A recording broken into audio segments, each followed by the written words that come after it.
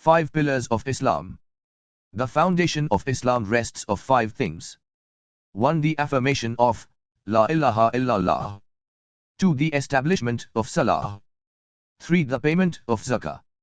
4. The observance of Sawn, fasting, in the month of Ramzan. 5. The performance of Hajj by those who can afford to make the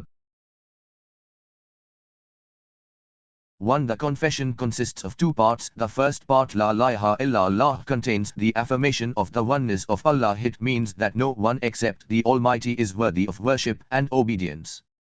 The second part of Kalimah consists of Muhammadur Rasulullah.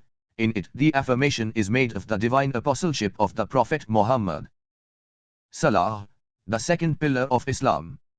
Salah, also called namaz, is the second pillar of Islam and a daily obligation upon all Muslims above baligh, mature age. Salah plays a fundamental role in the Islamic faith, and in this guide, we will explore the most important facets of the second pillar of Islam, including the meaning of Salah, when you should be performing Salah, and what benefits Salah can provide. The most important duty in Islam is Sawm or fasting. Fasting is obligatory for Muslim in the month of Ramzan. Muslims are prohibited from eating or drinking from dawn, Fajr, to dusk, Maghrib, when the Azan is sounded. Zakah means that a Muslim who is in possession of a certain amount of wealth or more is required by religion to spend 1/40th of it at the end of every 12 months on the poor, the needy and the wayfarer, and on such items of charity and good doing as are prescribed for it by Allah and the Prophet.